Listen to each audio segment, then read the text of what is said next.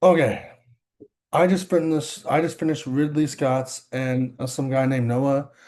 Um, Ridley Scott's the producer of this, obviously. I just finished Alien Earth, and this TV show was an awesome TV show. The first two episodes are dropped already. This last Tuesday. This show makes you feel like you're in the movies. It actually starts out on a ship like the very first movie, and then the captain as a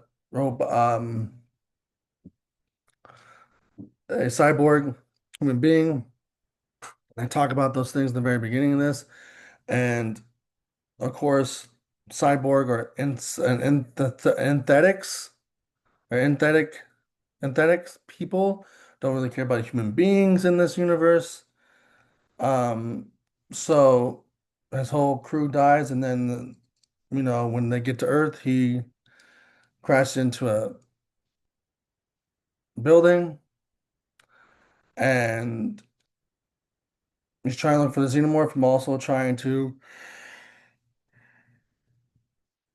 prevent other people from getting to it. And then we meet some girl named Wendy, which is her name's not Wendy, but her name is Wendy. And when we meet her, and she's a human being that's going inside of a robot body, so an synthetic body or a cyborg, and she has a brother, and she knows about the brother and everything like that.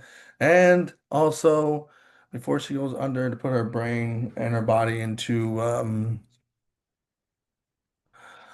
cryo sleep to put herself into a robotic body. They're watching Peter Pan goes to Neverland, but the first episode was called Neverland. And then they have other children that do the same thing. They're sick. They go inside robot bodies because a billionaire genius wants to improve the world, but also wants to have an intelligent conversation with someone that's more intelligent than him, and one of his things.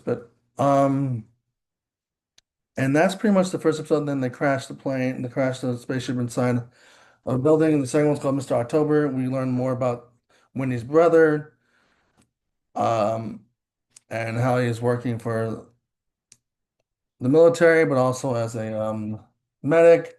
And he gets stuck in that situation. Wendy and her people went to go save them, and then you see a lot of xenomorph and some other alien that sucks on your blood, and then like an eyeball alien that goes inside of a dead cat, makes the cat alive. But you see a lot of blood and gore from the xenomorph in here. You see a lot of xenomorph in this episode and partly the first episode, but mainly the second episode, where there's also like some party and some guy, the military, and Wendy's brother was trying to tell people like search and rescue, you gotta get out of here. The xenomorph attacks them. The xenomorph goes after Wendy's brother, and Wendy's also trying to, find him. And that's pretty much it. That's pretty much it. Like they go on they her people go on this thing, they try, and then the genius guy wants the xenomorph and the face huggers. You see all that stuff. The face huggers are pretty cool in this. Different things. And it's kind of like a mini movie. The way they set the first two episodes up is kind of like a mini movie. It's kind of like Alien Romulus or Alien Covenant or Aliens, mainly Aliens because it kind of has that Aliens first movie vibe.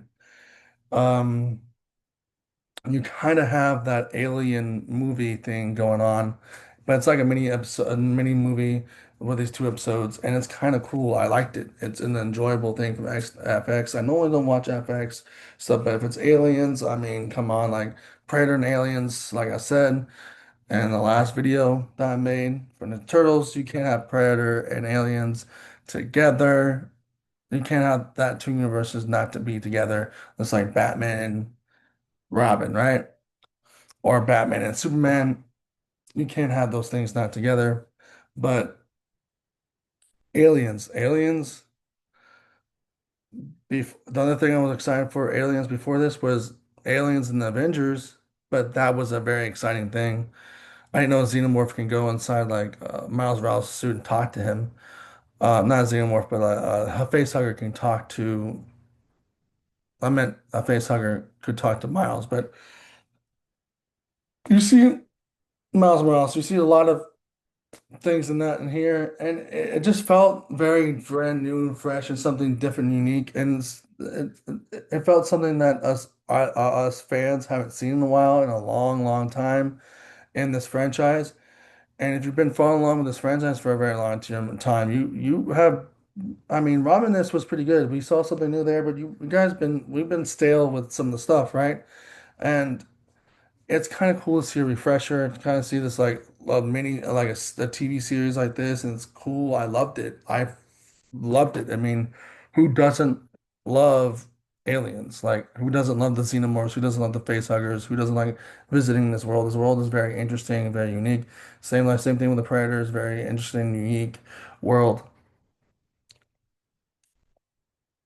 Um, I just loved it. I loved it. I can't wait to see the next few episodes. First two episodes were cool. Mr. October was basically a reference to I think Reggie Jackson. They also have a little story on that. Ice Age is connected to aliens. If you did not know that, because Ice Age, the two Wendy and her brother watched Ice Age. That's referenced in here, rarely a lot in the first two episodes. So it's canon. It's canon in the Alien universe. Ice Age is canon now. So is Neverland. The Neverland's canon apparently. So it's kind of interesting that Neverland's canon here because the genius boy in here, the genius guy that they're mentioning in here that wants the face huggers and all that stuff like that.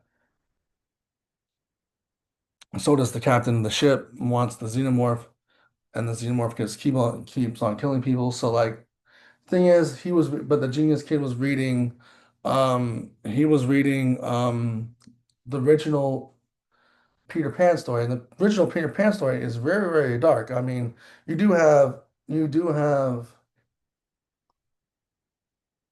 Peter Pan, Neverland, Nightmares, the one that they did for the Pooniverse, but this one is like actually hearing the character in the movie, actually, I mean, character in the show, my bad, not movie. I'm so used to this being the movie. The character in the show reading this, it's like a very dark story, and it's very interesting that they put that on Disney Plus slash Hulu because Disney owns Hulu. It's very interesting that the original story is dark. So like I already knew that, but like they do they showed the friendly light version of Peter Pan. So it's kind of overshadowing of, hey, here's the Disney version. Now we own Disney. I mean, Disney owns us, so we can show that. And then we can also read the original book and scare people at the same time. I'm pretty sure if Hulu or FX wasn't owned, if FX and Hulu weren't owned by Disney, I'm pretty sure they weren't. They could still reference Neverland. Like his first episode's called Neverland. I think they could still reference Heaven Neverland, but they couldn't show Peter Pan if they weren't owned by it. But good thing they are, so they can show it. But Neverland, I mean Peter Pan, Peter Pan and Neverland and Ice Age is connected in this universe. It's canon. So like, yeah, and the actress who plays Wendy is fantastic. Everyone in here is fantastic. I loved it. So that only gets me more excited for uh, Predator, Badlands, or yeah, it only gets me excited for the new Predator movie that's coming out, and it's just awesome. And it also gets me more excited to read Predator Kills the Marvel Universe. I mean, it's just you get aliens, predators, all that stuff. So, Alien Earth is fantastic. I highly recommend checking this out if you haven't seen it. Go watch it on Disney or go watch it on Hulu. If you only have Hulu, go watch it on Hulu. Go watch it on Disney. If you have Disney and Hulu package, watch it. Have fun with it. If you're an Alien fan, watch it. Don't sleep on it. Don't sleep on this show. It's a very fantastic show. Go watch it. It has a little sci-fi horror aspect to it as the movie show, as the movie does. And this can be something like hopefully it grows into a second season. This can be something. If it's only a first season, that's cool too. We have other movies probably in the works with this. I mean, there's only so much you can do, but I know they're doing a sequel to Run This. So I mean, this world can always change, be different, always have something similar and new and, stale with it. I mean, something new. awesome, stale, same old rhetoric, but there's always something new with the Alien universe, and there's always something new with Predator. So you can never say it's ever going to be stale. But if it does, we love it for what it is. But I'm saying don't sleep on the show. The show is a fantastic show. Watch this show. You'll have fun with it. You'll have an amazing time with it. Alien Earth is amazing. I can't wait to talk about more episodes when they do air. But if you like this video, put a like, comment, subscribe, hit the notification bell, and Deuce is my friend. Go see Alien Earth.